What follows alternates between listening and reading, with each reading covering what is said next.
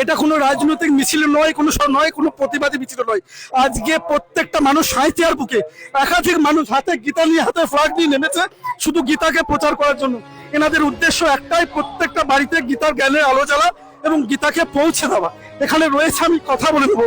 আচ্ছা, আজকে এই যে এত মানুষ রাস্তায় নেমেছে, এর কারণটা কি?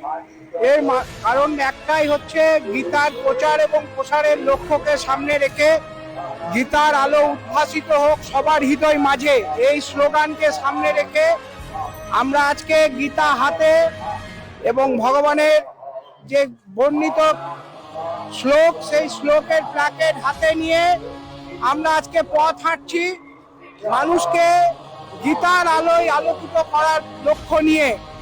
কারণ আমাদের আপেক্ষিকভাবে আমরা যতই মনে করি আমরা সুখে আছি, কিন্তু সত্যি কথায় আমরা সুখে নেই, আমরা বড় কষ্টে আছি।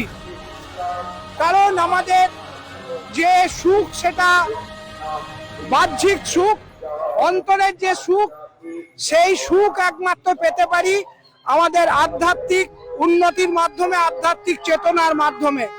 সেই আধ্যাত্মিক চেতনা এবং উন্নতি দিতে পারে একমাত্র ভগবানের যে কথা, সেই গীতা। সেই গীতা থেকেই আমরা সেই সমৃদ্ধ হতে পারি, আমাদের হৃদয় সমৃদ্ধ হতে পারে। আচ্ছা, এই যে তার শ্লোক পাঠ হচ্ছে, আপনারা ফ্ল্যাগ নিয়ে শ্লোকের সাথে সাথে হাঁটছেন, এটা অনুভবটা কেমন হচ্ছে? খুব দারুণ অনুভূতি একটা।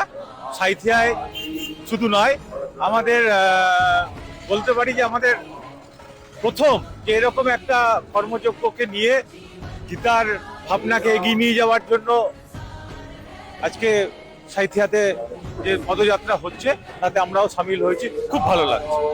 এই যে সাঁইথিয়ার বাতাবরণ, এই যে গীতা পাঠ হচ্ছে, সঙ্গে একটাই মন্ত্র ধ্বনি শোনা যাচ্ছে, গীতা পাঠ, সঙ্গে হাজারো মানুষ, কোনো বয়স নাই, কোনো জাতি নাই, কোনো ভেদাভেদ নাই, সমস্ত বর্ণের মানুষ আজকে আমাদের সাথে পদযাত্রায় সামিল হয়েছে। শুধু উদ্দেশ্য একটা, গীতার আলো প্রত্যেকটা মানুষের বাড়িতে এবং প্রত্যেকটা জায়গায় গীতাকে পৌঁছে দেওয়া। জয় সনাতন, জয় গীতা।